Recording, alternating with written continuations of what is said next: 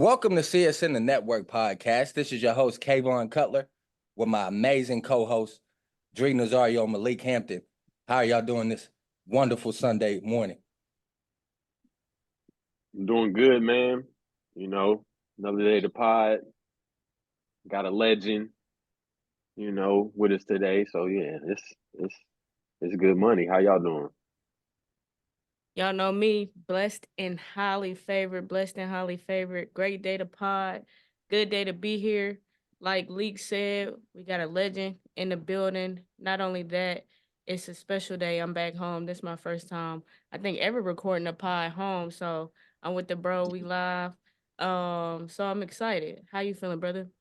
Man, like you like to say, blessed and highly favored. Definitely doing better now that I'm talking to you two. Well, you three. Shout out UNC. We got a legend in the building. Gate City's finest right here. Dudley's finest. You know what I'm saying? One of the best shooters that ever came through the UNC program, man. NBA veteran. Man, one of our favorite guests that we've had to this date, man. Malik and I have been waiting on this for a long time. I'm just glad that, I'm blessed and thankful we was able to put it to fruition, man. Nobody else but the greatest shooter, like I said, from UNC. We got PJ Hairston in the building, man. Welcome to the network, family.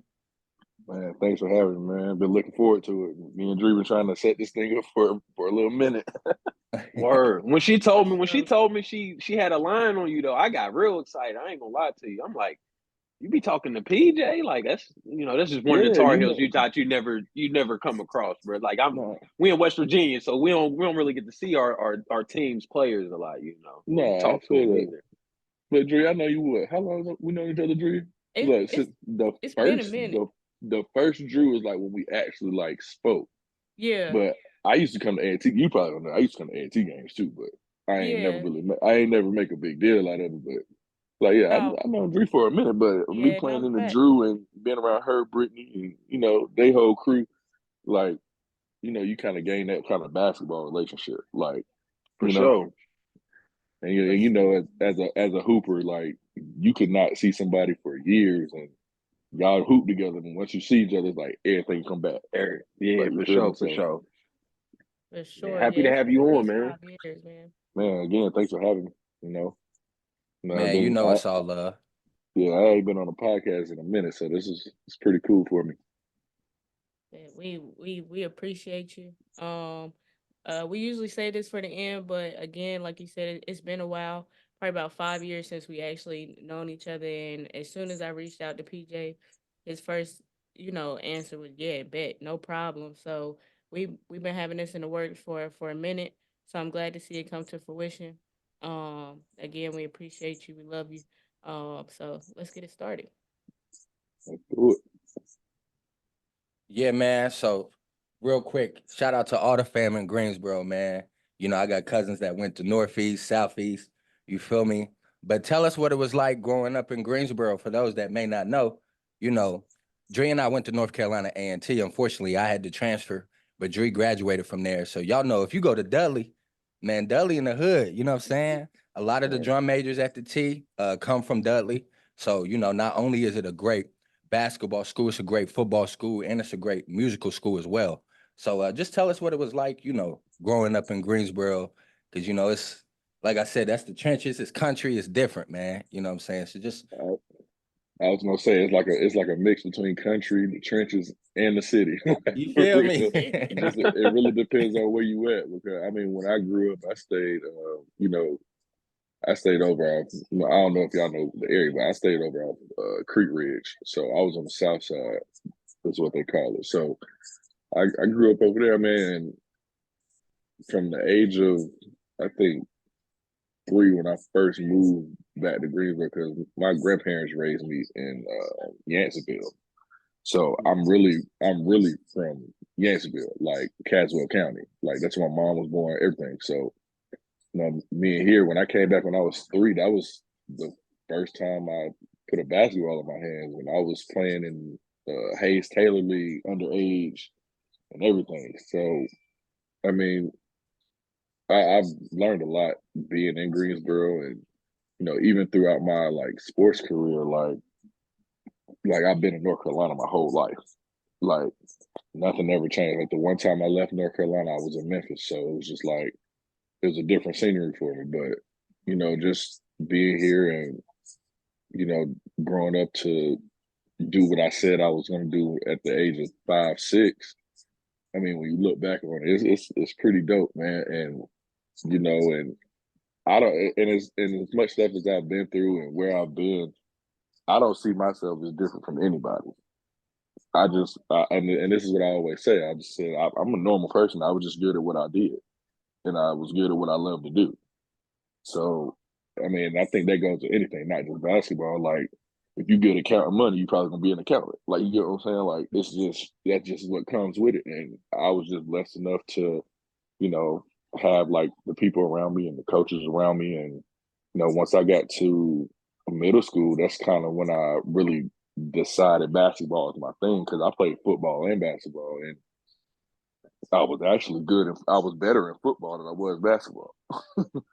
And so I think once 8th, 9th grade hit, me and my mom had that talk about, all right, what you gonna do? And of course, my mom wanted me to say basketball only because she don't want to see her baby getting hurt out there on that football field, and that was really the main reason, because football comes with little nagging injuries, whether it's whether you get hurt seriously or you just banged up, So, Yeah. so I chose the basketball route, and and I'm thankful I did, because playing football, nothing against anybody that plays football, but I don't know if I would have lasted playing football. And then by the time I decided basketball was what I wanted, it might have been too late. You get what I'm saying? So I'm thankful I chose the basketball route, and and going back to being in Greensboro and deciding what high school to go to, I ended up moving into Dudley's district in 9th grade. But I was also in the district where Smith is. And it's a funny story. I tell you, I got stories for days. And I was going to go to Smith High School. I tell people this all the time. I had my mind stamped. I was going to Smith. I was going to be the man at Smith, this and that, whatever. Gene Banks was the head coach of Smith. If you don't know who Gene Banks is, he played at Duke back in the day. Mm-hmm. But this has nothing to do with it, because I was getting recruited by Carolina at the time. Yeah, but Duke wasn't recruiting, and he knew that. So when me and my mom went to speak with him, like the summer of 8th going to 9th grade, he told me and my mom dead to our faces, he's gonna have to play JV for 2 years before he touches varsity. Oh, so me and my mom was like, okay, well, we know where we're going. Thank you. Yeah, and we kind of just walked out the office. I'm sure you busted them every time y'all played though, huh? My freshman year, I started against them. The first game of the year, and I gave them 25. Oh, wow. He was sick. I'm telling you, and you could see the look on his face the whole game, because they were bragging about somebody they had going to NC State or something.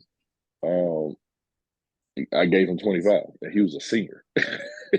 So like it was just one of them things where it was like, I told you so. Right. Yeah. And then from that point on, like that first game, I don't know what it was or who put a spark in my head or whatever, but from that point on, like I felt like I was the man. And and it never stopped until I stopped dribbling the basketball. I heard that. You mentioned Dudley, and again, for those who don't know, like Kay said, Dudley is such a staple in the Greensboro community. They call it mini A&T. But just talk to us a little bit about that, like how it felt to go to Dudley with all the talent that came out of there. Was there any pressure tied to it or anything like that? And who were some of your favorite athletes that you looked up to? Man, I used to go to Dudley games in middle school, and I would watch Will all the time. Like believe it or not, Will was like my idol at Dudley. Like he was who I looked up to, because Will was the man at Dudley. So that Will Graves. Will Graves, yeah, my fault. Yeah, Will Graves. And and I started going to games, I think like 6th, 7th grade.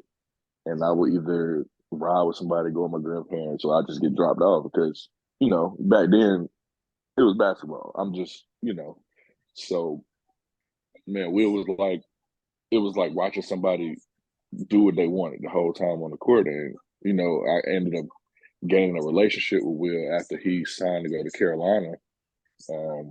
Because once he left, because his senior year was my 8th grade year. So I never got the chance to play with Will, but he always saw me and I always spoke to him. So when I started getting recruited by Carolina in 9th grade, Will was always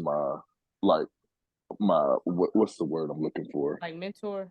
Like chaperone or whatever. Okay. Whenever I would go on visits to Carolina. Okay. So me and him developed like that relationship. And I remember one day I told him, I think it might have been 10th grade. I was like, I'm gonna break your records. Like I said, I'm gonna break your scoring record, I'm gonna break your 3-point record, and I'm gonna come back and I'm gonna bring you the tape. So Will's scoring record at Dudley was 53. And I think it was was it 10th? I can't remember if it was 10th or 11th grade. It might have been 11th grade. Yeah, it was 11th grade because Sam Hunt was playing with me. Sam Hunt and Jaquel Richmond. I don't know if y'all know them names, but I know y'all know Sam Hunt. But I Sam know, Hunt, yeah, for I know sure. both of them. Yeah. But that game came and I don't know what it was. Roy Williams was at the game. And this is after I committed to Carolina. So I was already committed. Everybody already knew where I was going. And so when the game started, honestly, I don't know what struck me, what happened, but off the tip, I knew it was going to be a crazy game because as soon as we tipped it, they threw it to me one step in front of half court and I pulled it. Oh man, that's that And I- Tyreek Evans. That's PJ And I- though. And I made it. But something, I don't know what it was, but I made it. So after that, I just didn't miss. But I didn't miss no more. And that was the game I told you I had 59. And by halftime, they're telling me, bro, you got 38. I'm like, for real? I'm just hooping, man. Sometimes you don't even realize like how many points you scoring because you just having fun. Right. Mm-hmm. And at that point, I felt like nobody could guard me. So I was doing whatever I wanted. And the third quarter came. Hold on one second. My AirPod. Hold on. The third quarter came. Y'all can hear me? Yeah, Yep, you good. Okay. My fault, my AirPod died. But by the time the third quarter came, dude, I was like in a zone. And the Will scoring record was 53. Mind you, I had 38. So at this time, the coaches are telling me, Will's record is 53. And all I could think about was that conversation I had with Will, like, I'm going to break your scoring record. Like, you know what I'm saying? So it was playing over and over in my head. So at that point, I knew what they were about to do. Yeah, I knew what they were about to do. I knew they were about to, like, start giving me the ball, like, more, just so I could break the record.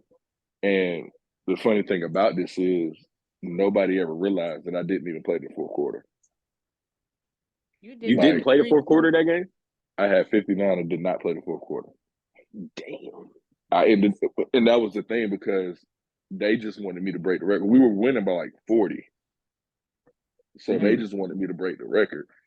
But I'm like, dude, if y'all let me play the fourth, I probably could have had like 80, 90 points. But I mean, I was happy with that. But that next morning, I think, what's it, the next one? Yeah, it was a Friday night game. We played in Durham. So the next morning, I was going to a UNC game. Like, they played at like 12 or 1 or something. And it's crazy because I got there so early. I beat Will in the locker room. And you could ask him. I was sitting right at his locker. And as soon as he walked in the locker room, he busted out laughing. Because he already knew why. Because he already knew why I was sitting in his locker.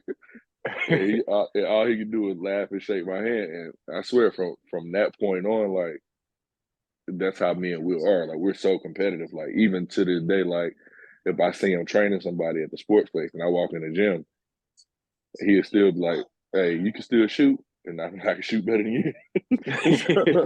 so, and I swear it'll start a shooting contest right then. He'll stop his whole workout. But let's get it. That's funny. But that's just how we are coming out of Dudley. You're just that competitive because you're so used to winning. And I never won a ring at Dudley, but I was always a game or two short, which is what killed me the most about, being at the level I was playing and couldn't win. So when people look at like Charles Barkley and like Patrick Ewings and stuff like that, where they play at the highest level, average 30, but they can't get nothing out of it. That's like I can relate. I'll be feeling the same way. So. I feel you. I ain't get a ring in high school either.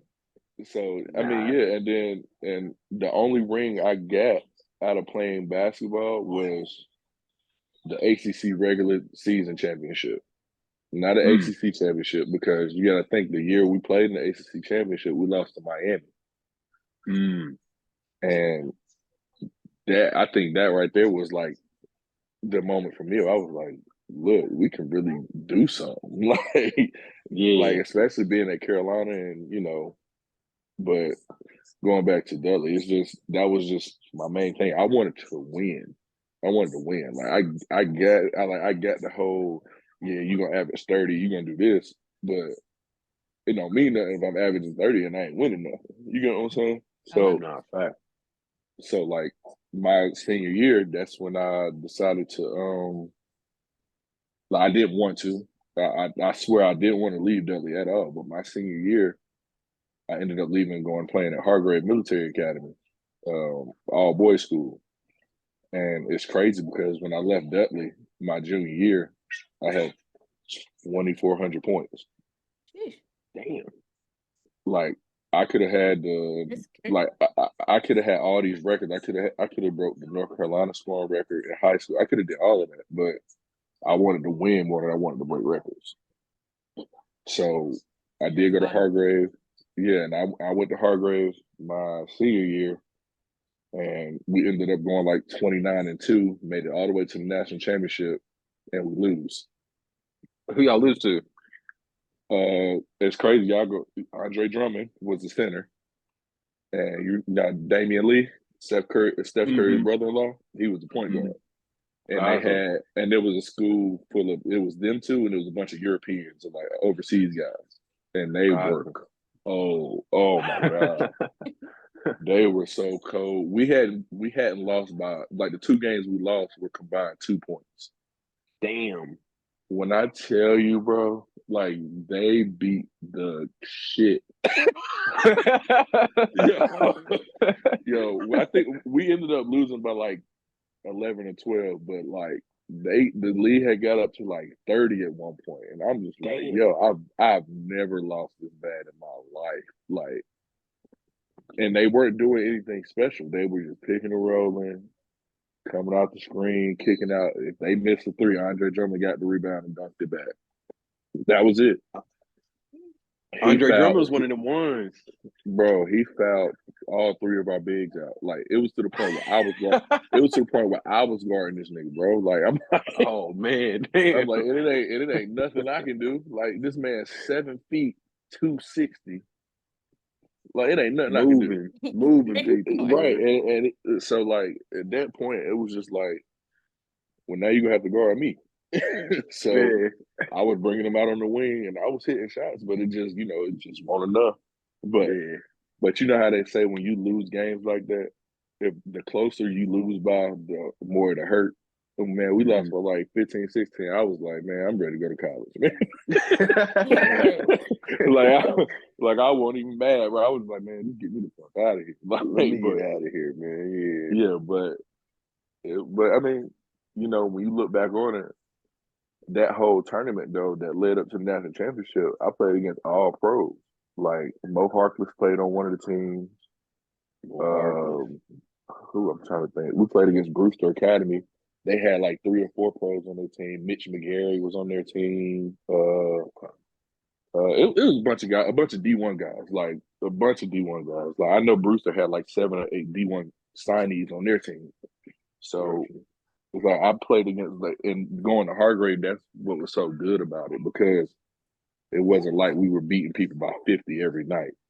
Like Yeah. we like some. I mean, don't get me wrong. Some nights we would have nights like that, but we played in like all these big tournaments and all these big like showcases, and and I got to see that D1 talent every night. And nothing against the talent in Greensboro, but I wasn't seeing that every night. You get what I'm saying? So that was the step that kind of got me ready for college, because the moment I walked through the door at Carolina to play summer pickup going to my freshman year, I'm guarding Harrison Bourne. So like, and that's who I'm backing up during the season. My freshman year is Harrison Bourne. Like, and it was no secret that Harrison Bourne was already a pro. Yeah. So so playing behind him and watching how like he carried himself like under the whistle, and when the lights were bright, it just kind of gave me that confidence of like he really feels like nobody can guard him. Yeah, and that's just how it was. All right. Well, I got a question for you. I got a lot. Who'd you play? Who'd you play AAU for? Coming up, if you did play AAU, and who was the best player you ever played with or against on the circuit? Okay, so I started playing AAU when I was 10.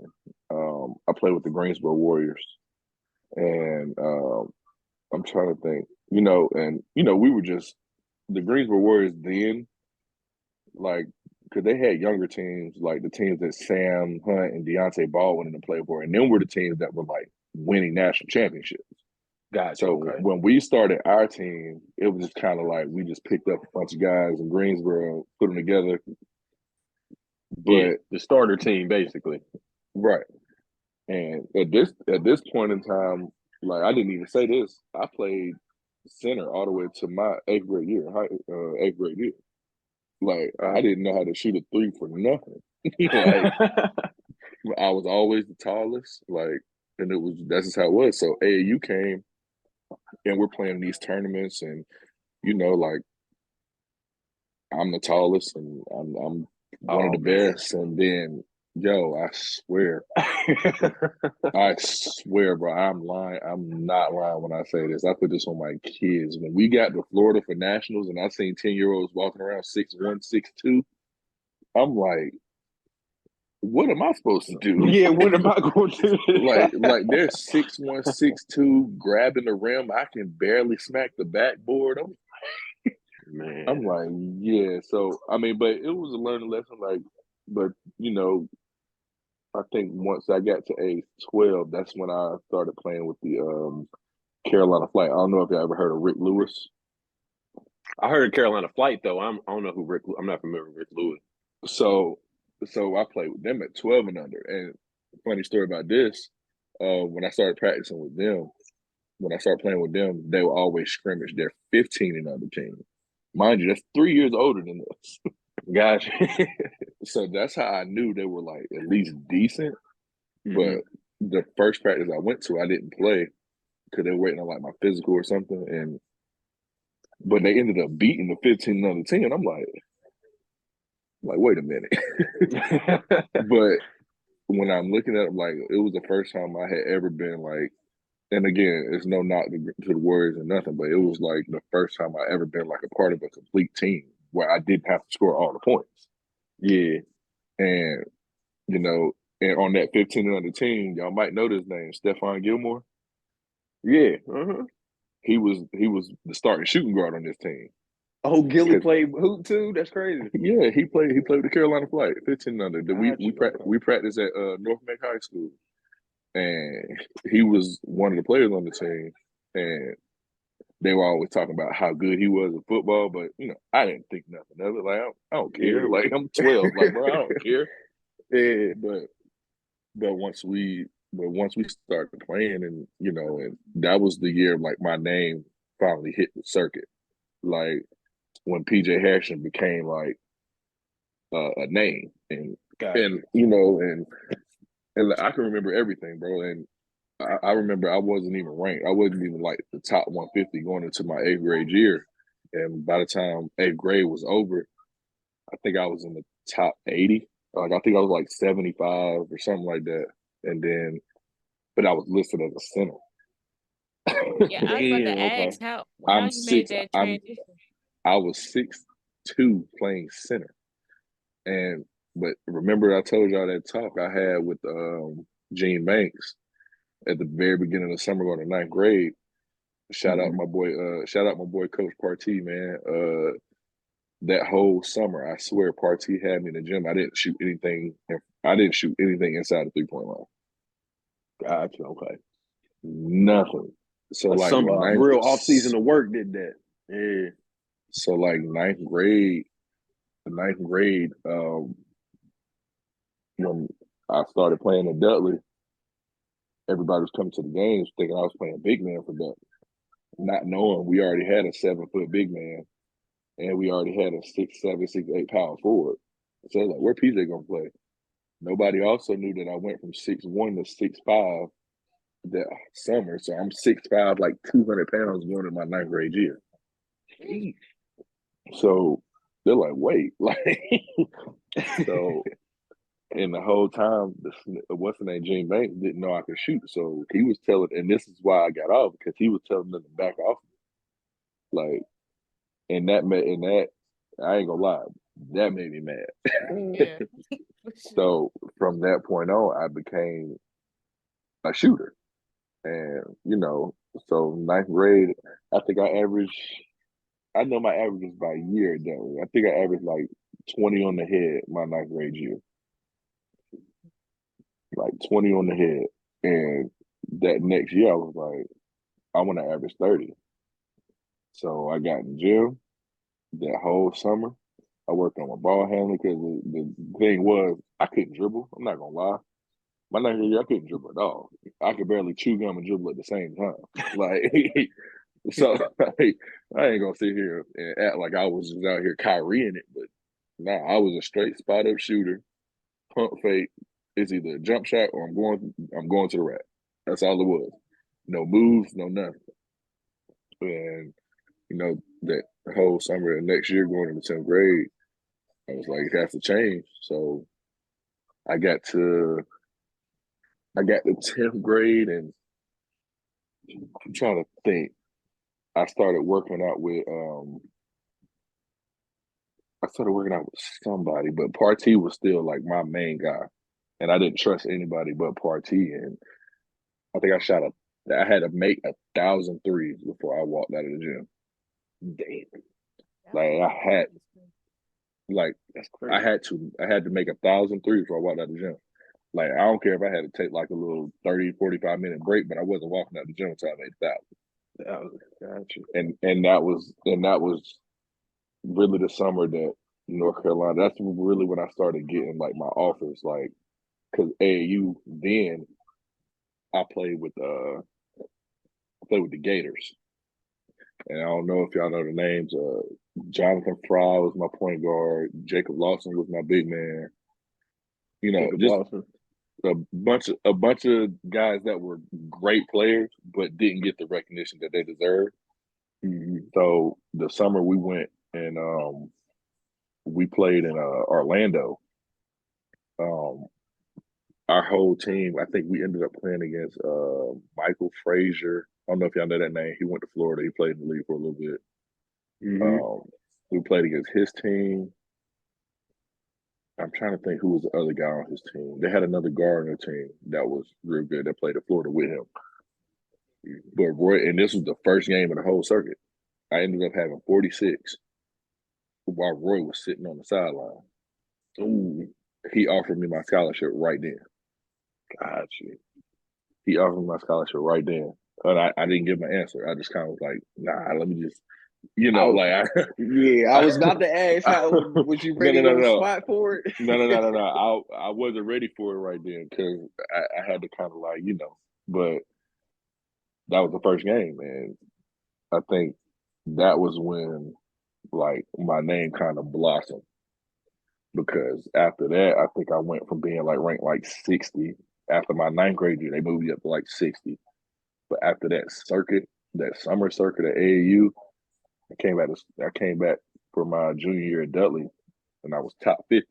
Like I was maybe like 48 or something. So that was the next year. So my junior year, Dudley, we started doing like bigger tournaments. Like we dropped out of the Little Four. That's what it was called then. What is it called now?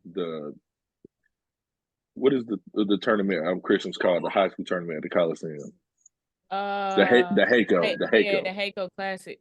Yeah, it was called the Little Four then. And Okay. And Dudley and Greensboro Day, and it was always 4 teams that was always supposed to be in the top 4. Mm-hmm. So we ended up dropping out of it for my junior year, and we played in the tournament in Florida. I forgot what it's called, but our first game, I don't know if y'all know the name Fat Mello. We played against Hell yeah, Syracuse. He was the first team we played against. I mean, and I'm not gonna lie, we went down there. We got our ass whooped, but it helped for publicity. I mean, and no, not to anybody else, but for me, and and I went down there, averaged 27, 28, and that really helped me. And it showed I wasn't scared to play against top level guards. Yeah. And our first game was against Fab Mello. Our second game was against y'all remember Trevor Lacey that played at NC State? Yeah. He was the team we played second. And then James, I forgot his name, but it was 2 guys that played at Villanova the last game we played. And James Bell was one of them. And I mean, and from that point, like when we came back, like to Greensboro, nobody wanted to play us.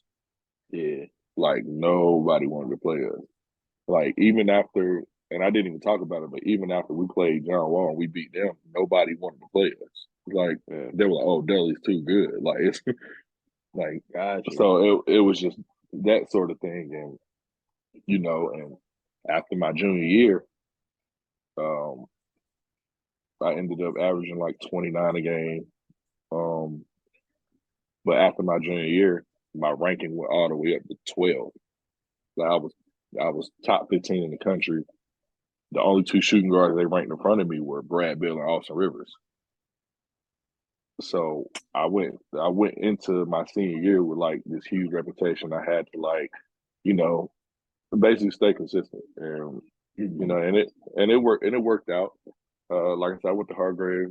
I still averaged my normal like 28, 29, but people told me I had to pass more.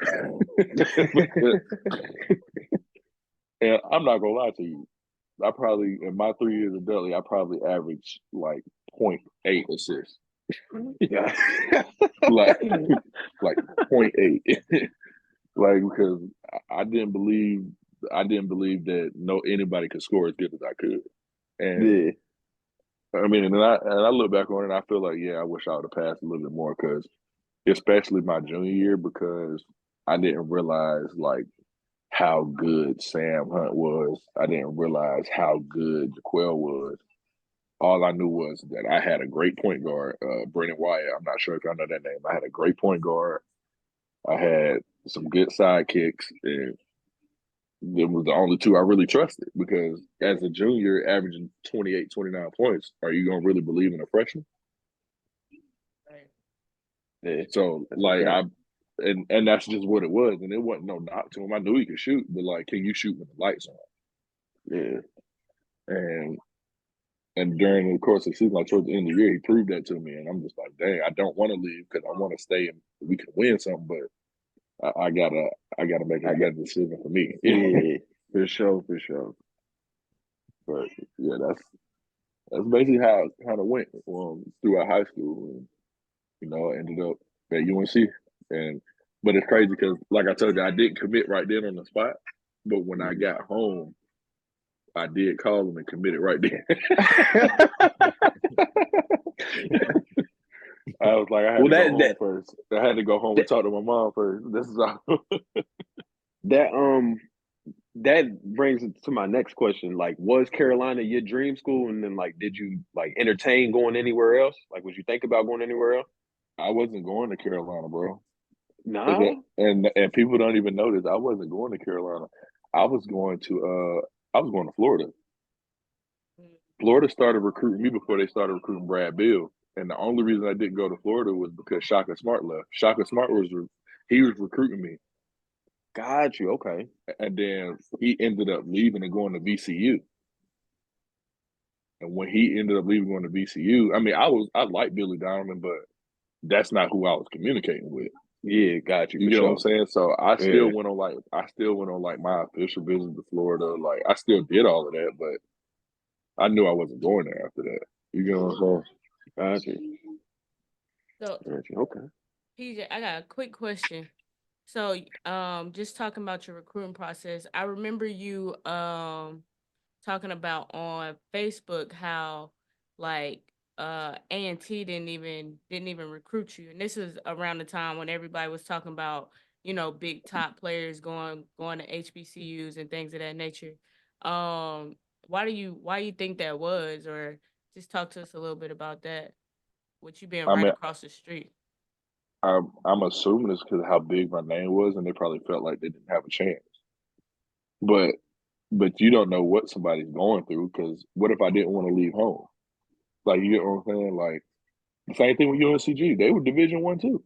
Yeah, They play at the Coliseum, right. where I'm known for getting buckets at. Like, Yeah. so it was just one of them things where it was just like, I mean, I wasn't like upset. I wasn't mad about it or nothing, but it was just a thought in the back of my head, like, dang, like, what if I didn't want to leave Greensboro for real? Like, what if I really wanted to stay home? Like, what I'm gonna have to do, walk home? Like, Yeah. so like, it was just one of them things, and like I said, it didn't upset me or anything, because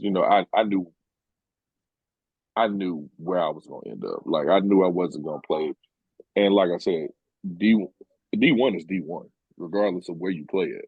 You could go to what I don't even know the name of this, Canisius or whatever. Yeah. They offered I me know. a scholarship, dude. They offered me a scholarship just Got you. Okay. just because it was there. Like, you know what I'm saying? Like, and it was like, I think it was 2 or 3 schools that offered me a scholarship, but they knew I wasn't coming. Like, I went on a visit to where? I went on a visit to Akron, Mm, Akron University. That's I not went on too a far visit. from us. Right.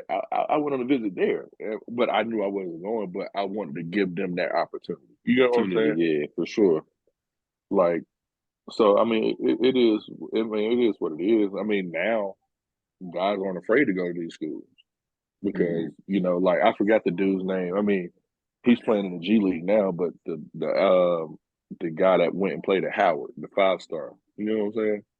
Like, yeah, I he know you. started that whole trend, and now, honestly, I thought Mikey Williams was going to end up going, to like a HBCU, but that's a whole nother story. But He lucky he get to play still, man. that's why I said that's a whole nother story. Yeah. So, but yeah, I mean, looking back at it, I mean, if I would have been in a situation where I would have had to go to A&T, and it's crazy because when all that stuff happened to Carolina, and I ended up I got dismissed from Carolina before I had decided to go to the D League. Winston-Salem State offered me a scholarship. Like, I was gonna go play D2 at Winston-Salem State, Got you. Okay. but my mom was like, "Do you want to go play D2 or do you want to go make some money?" I was like, So next thing I know, I was in Dallas, about to play for a D League team, and I don't harp on it a lot, but I made history with that too, because I was the first person ever, and I can live with this and take this to the grave with me. Like, I was the first person ever drafted in the first round to come out of the D League, like, ever. Like, so now you see these dudes getting drafted out of the D League, they can't say they're the first person ever, because the first person ever is sitting right here on this podcast with y'all. Yeah, That's for dope. sure. So, like, that's something that I can take with me to the grave. I'll be able to tell my kids, like, even if I'm not playing basketball by the time they get to 15, 16, you get what I'm saying? Like, I can be like, here, look at this. Look what your dad did. So, I mean, so I got stuff that I can take with me that I can hold on to, like, forever, that nobody can ever take from me. So I think plus about me being able to play at the level that I did. Because at the same time, Greensboro's had people make it out, but never to do what they wanted to do. Like Brendan Haywood was the only person out of Greensboro at Dudley to go play in the NBA. So that's why when people ask me who you feel like is like more successful between me and Brendan Haywood, I say him because he made it out of Dudley, he made it out of Greensboro, he played in the league, and he got him a championship. So the goal was to make it out of Greensboro. All the other stuff it's extra, honestly. Extra, yeah, for sure. Like, so once I played my 3-4 years in the league, I was satisfied because I did something that people dream about every single day. And so, like I said, it's just certain stuff you can't take from me. Like, you can tell me, oh, you weren't this good there, you weren't there good here, but I was there. I still got to guard the best player. I still got to guard the best players in the world every night, whether I scored 30 or not. And that goes back to me telling you, like, you go from being the man, like you go from averaging 20 to 25 points a game till you get to the NBA and they don't even care that you average 25 to 30 a game. They bring you there for a certain role. And I talk about it a lot, but I just feel like when I got drafted, I just got drafted into the wrong situation because you want me to be a spot-up shooter and play defense, but I'm being a spot-up shooter for somebody that don't pass the ball. Like, you get what I'm saying? Like, and that's no knock to Kemba. There's no knock to nobody on that team, but I was put in the wrong position because Kemba's shooting 30 times a night. And now when he's off, when he's missing, now you expect me to hit 7-8 threes. Like, that don't make sense. Like, so that means I'm only touching the ball here and there. And then at that time, the league wasn't how it is now. Wasn't nobody shooting 50, 60 threes a game then. Yeah. That's why I tell people I'm old. Like, I'm really at the age now I can say I'm old because the game changed so much. Like, the only person that was really shooting threes at a rate still was probably not still, but a little bit more is Steph. Because that's what Steph did coming out of college. Like, so he wasn't changing his game for nobody. Steph's the reason the NBA is how it is now. For sure. Like, because in 2010, you won't see nobody coming down on a 3-on-1 break pulling up for a three. You get what I'm saying? You won't gonna see nobody pulling from a logo. You won't about to see none of that. Bro, even back then in them times, and I'm even need to cut you off. Sorry. No, go ahead. No, I was just gonna say, even back then, like, 5 threes back then in them times, that'll break you. You know what I'm saying? That'll break a team. 5 threes now don't mean nothing. Like, you can still be down multiple points, Bro, you can go look back at, like, scores to games from, like, 2000 to, like, 2010. Teams weren't even scoring over 75 for the whole game. Yeah, it was. You get what I'm saying? Like, now it's teams, like, it's teams now scoring, like, 150, 160, no overtime. Like, what? Yeah. Like, it's just crazy because, like, looking back at it, like, somebody could hit 3-4 threes in a game and be considered a dead-eye shooter.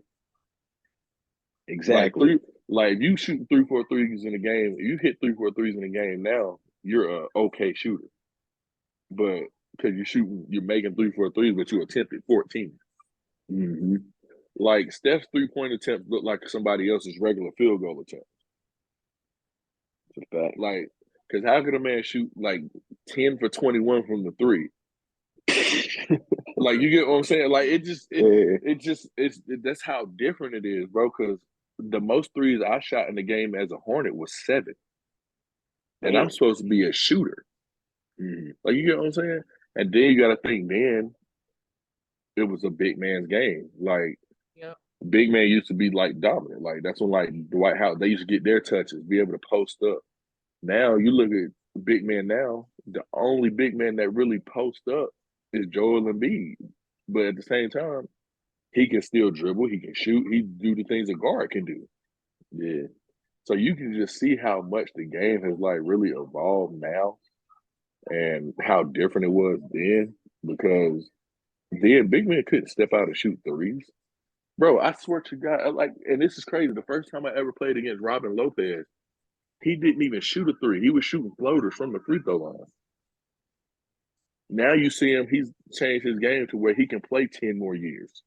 Mm-hmm. You get what I'm saying? Because he ain't got to worry about getting banged up. He ain't got to worry about, having to guard Dwight Howard every night. Like the worst you're gonna get is Joker. And that's straight finesse. Like, no, I get it. He's strong, he's cold, like he's strong, but he does everything a guard can do. Dribble, shoot, pass. And that's just how the game is today. So that's why when I look back at it, I was just ahead of my time. Yeah. Like I was just way ahead of my time because coming out of Carolina coming out of the D League, I just knew like, oh, they're about to put me in a position where I can be like in a winning system, because I knew I wasn't gonna go early first round, and I also didn't think Charlotte was gonna have that late of a first round pick, because you got to think. Oh, sorry, I got drafted to Miami, and that was the same year LeBron went back to Cleveland. Got you. Okay. So the whole time when Miami drafted me, I'm like, oh, I'm about to be playing with Bron. Oh my God. Like I'm about to be J.R. Smith. Like I'm about to be like the person he looked to when he needed a three. Like I'm about to be that guy. And as soon as LeBron announced he was going back to Cleveland, I ended up getting traded to Charlotte because Miami wanted a point guard because LeBron was leaving. So they ended up getting Shabazz Napier and traded me to Charlotte. God. So you think you would have stayed there if Bron didn't get traded? You think they'd have brought you in and tried to get you in there? I'm gonna be completely honest. If Bron would have stayed in, I mean, and everybody knew he was going back to Cleveland, but if he would have stayed there at least for 2 years, I feel like honestly, I would still be in the league for one, but it would show that I would be able to play with like a winning program and know how to contribute the right way. Like in Charlotte, they were so used to not winning and not making the playoffs. Like it was just like, oh well, it was just like, oh well, just wait till the season get here, bro. I was planning my vacation in March, like like I'm planning where I'm going on vacation in March, bro. The season don't end until another month and a half. Yeah. But my second year in Charlotte, I ended up getting traded to Memphis. So I went from a program that not used to making the playoffs at all, getting thrown in the Western Conference where we fight for a 7th, 8th seed. Yeah. So like when I got to Memphis, it was completely like the culture was just different. Like you can just tell when franchises are used to like winning and used to having good stuff happen to their franchise. Yeah, for sure. So when I got to Memphis, everything was going good. Like the second game there, I started because first game I got there, I didn't know none of the players, so the coach was like, he probably wasn't going to play me. I ended up playing in the third quarter because Tony Allen got hurt. Didn't know any plays, nothing. I hit 4 straight threes. So like at that point, I'm like, oh yeah, I'm rolling. Like I like it. Mike Conley was my point guard that don't need to shoot 30 times a game. Mike Conley was one of them ones. Mark Gasol was hurt, so he wasn't playing at the moment, but Zebo was playing. And Zebo is one of those big men. He don't play above the rim. I know Zebo. Like he don't play above the rim. But if he ain't got a shot, he gonna kick it back out. Yeah, you get what I'm saying. So I was getting a lot more shots, a lot more better shots in Memphis than I was in Charlotte. And at the end of the season, and this is where like my career kind of took like a turn, because at the end of the season, I'm thinking like, oh yeah, they're gonna extend me, like all of this, all that. Like I'm in the office talking to coaches, and we're working on a deal. Like I'm thinking I'm about to make Memphis my home and this and that. Then the coach gets fired. We end up making the playoffs. We get swept by the Spurs though. Because that's in that Tim Duncan that era. Mm-hmm. Like Kawhi was still there, everything. So like we ended up getting swept by them. So after the season, I start back working out like literally the week after the season ended, and I'm like, okay, they're about to extend me, and I'm talking with coaches, and we were working on like a 3-4 year deal worth like 30-40 million, and I'm like, okay, man, like I'm about to be here for a minute. Coach get fired, GM gets fired. Damn.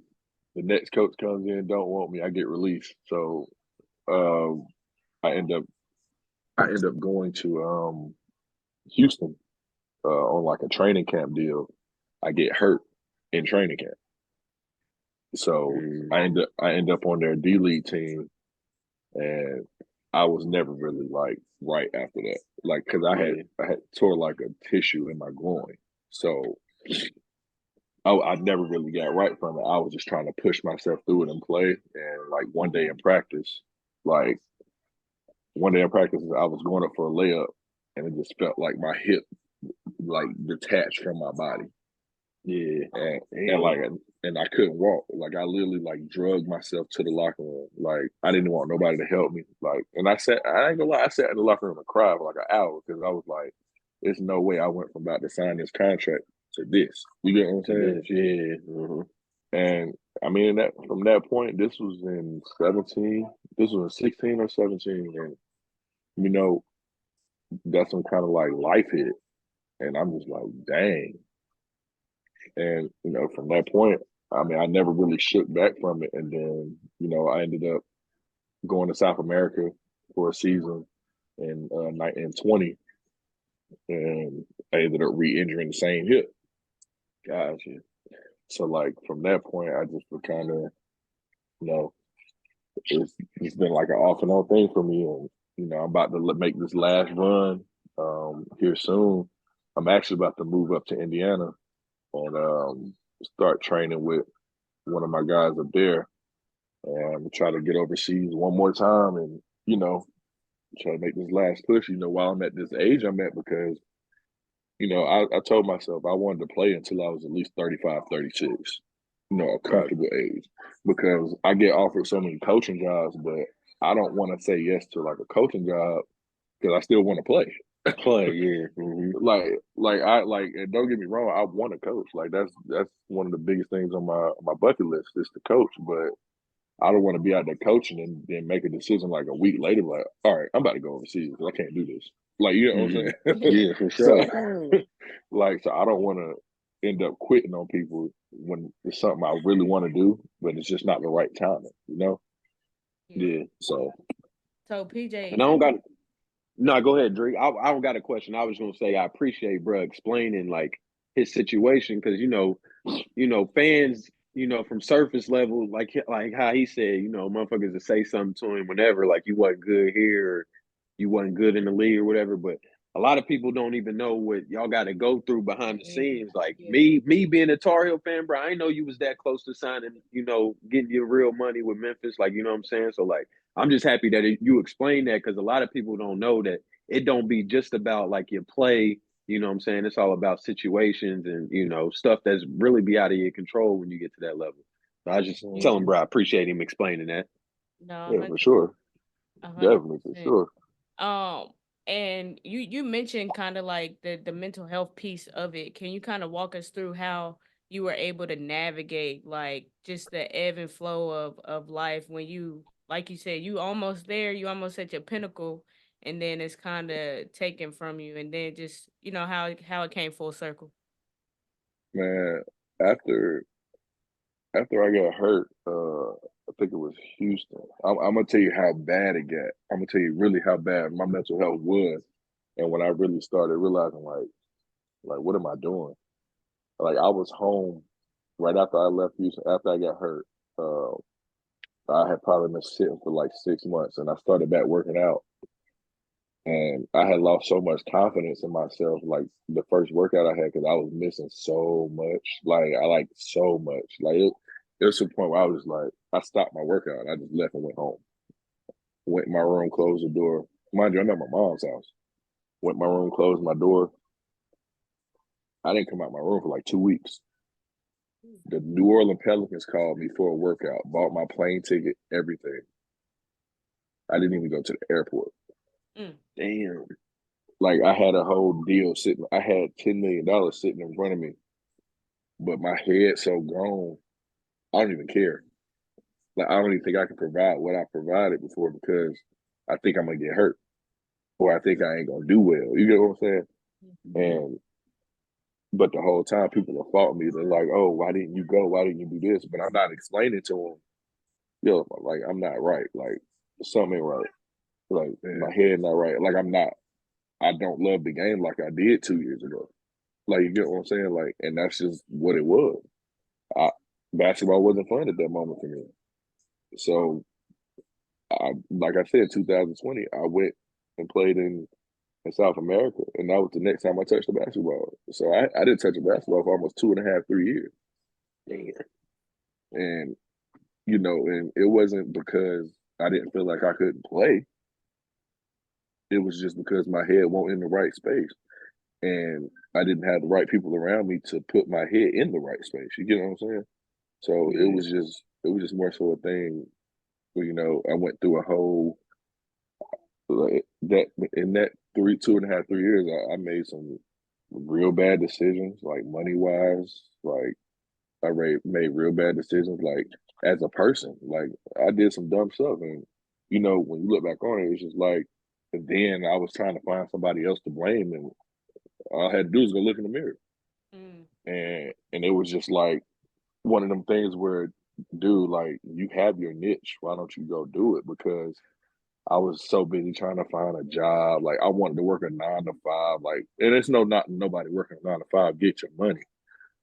But when you know what you're good at, it was just like it looked stupid to me because, dude, go dribble a basketball. That's your way of making money. Like that's just how it was for me. And it's just like now when I look back on it, I'm 31 years old now. And when I was 23, 24, my mind was elsewhere. Like, you know what I'm saying? And now I look and that's PJ before I had kids. Like now it's like I got a reason to do it. And even at 31, you still sit back and you look at everything you did, everything you could have did right, something you could have changed, and it's like, do it now. So that's why, like now, I'm making this last push.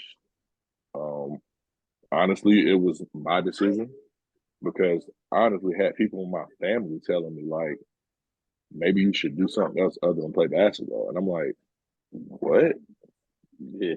Because even people in my own family started looking at me different when I stopped playing basketball. Like my phone didn't ring no more. Like now all of a sudden nobody needed favors. Now it's like, oh, you need to save your money. Like now, oh, you weren't worried about that 7, 8 years ago.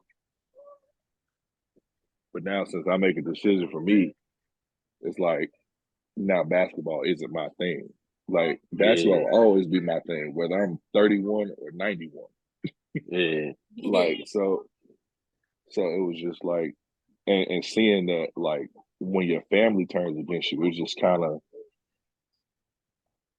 it feels weird in a sense, but at the same time, that's when you realize you got to do stuff for you and not worried about what nobody else thinking. Not facts. Man, PJ, you graduated the same year as Dre and I, so first and foremost, you're not old, fam. You know what I'm saying? We all the same age, baby. You're not old, fam. Let me throw that out there real quick. Let me put it like this. I ain't gonna say, oh, I got a lot more baggage than a lot of people. Yeah. Respect. I would say that because people don't realize like even now, like I understand why load management is such an issue because I wish I would have had it then. Yeah. Like, bro, imagine waking up one morning, you not the starter, somebody get hurt, and now they come to you knocking on your hotel door. Mind you, I was partying all night the night before. They come to your hotel door like, hey, you got to guard D Wade tonight.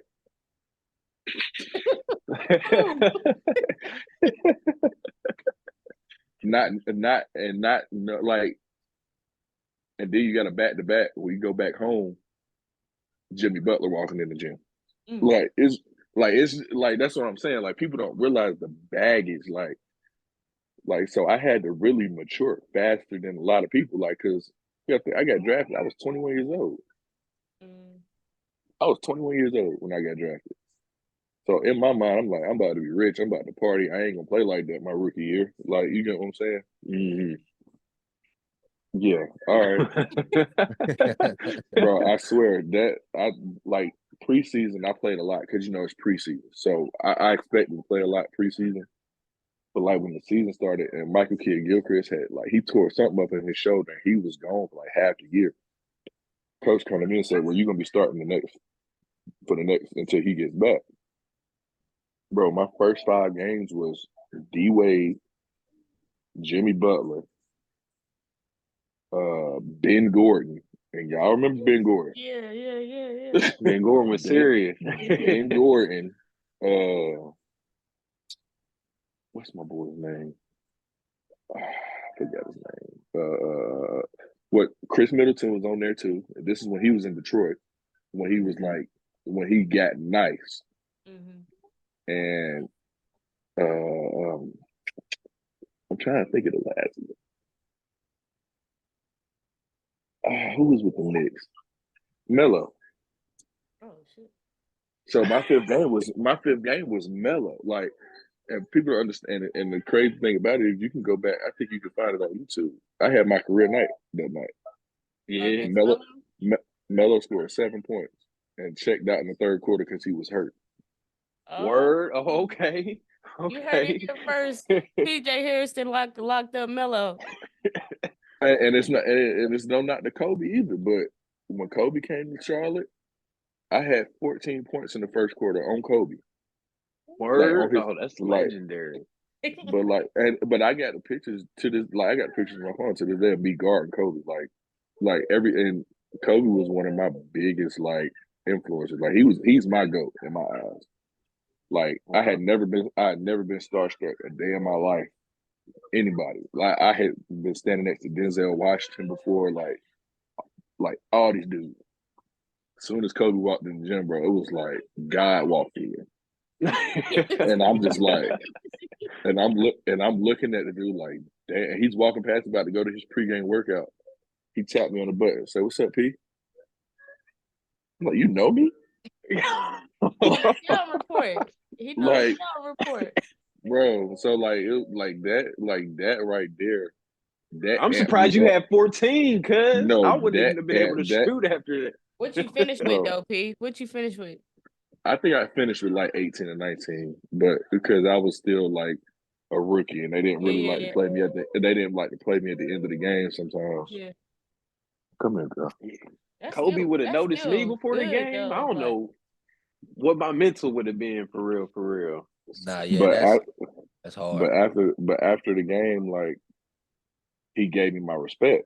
And apparently from interviews from different players, Kobe don't do that often. Yeah. That wasn't something he did. And I ended up getting his number and all of this. And it wasn't I called him every day. But you know how people like D-Book and all that would say Kobe would text him before certain games? That's how he did me. Okay, got you. And it would be be a dog. It wouldn't be no long text, nothing. It'd be be a dog. Go kill. It'd be stuff like that.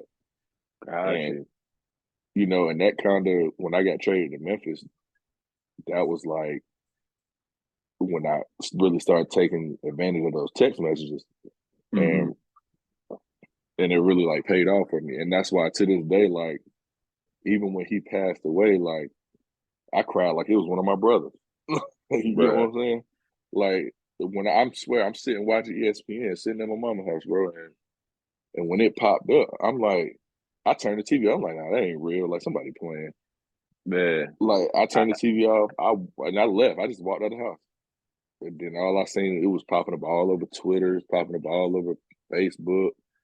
I'm like, man, there's no way. No way, man. I think we all felt that way, bro. I woke up from a nap when I heard Kobe pass. My brother, I come upstairs, my brother he looked like he lost his best friend or some shit. He like, I'm bro, telling you. that shit's sad about Kobe. I'm like, man, what happened to Kobe? He like, Yeah, bro, and Kobe died. I'm like, bro, no way, bro. Like, I was sad, bro. Yeah. And I'm a Yeah. Bron my GOAT, bro. And I was sad, bro. Like, hurt when Kobe passed. Bro, yeah. So like that's why. I'm like, get out of here. Yeah, and Yeah, bro. So That I shit. ain't so almost so I went ain't off gonna on never. Shaq. I thought Shaq was lying, like playing. No, so Nah, for that's why real. I ain't gonna sit up and be like, yeah, me and Kobe was best friends. We was like, I'm not that type of person. Like, if the relationship won't that, it won't that. He was like a mentor, just like he was to everybody else. I Everybody mean, else, we yeah. probably didn't talk every single day like he did with certain players, but it's just, You had a I was line on just, him though. That's and legendary, that's what I'm man. saying. And people didn't even know like who I had in my corner, low key. So it was just Yeah. that was like one of the best things that ever happened to me in my NBA career. I would say that's got to be up there, bro. Being Bro, but legendary, man. RIP to the I GOAT remember for when he sure. remember Kobe's last game, bro. Like I never forget that joint either, bro. I was in the crib like jumping around, bro, like hype, like he about to go for 60, bro. Like I'm like, bro, this is legendary, bro. Kobe got to get 60. Like I'm in front of the TV standing up, like I'm at the game, bro. Like And yeah, like Shaq said, Shaq told him to go get 50. It wouldn't be like Kobe to go get 60. If he, you know yeah. what I'm saying? It Right, wouldn't be no other person to say, forget that 50. I'm going to get 60. Like, I'm getting right. 60 tonight, man. That's man. Rest in peace, Beam, bro. Word is nah, for bond. sure.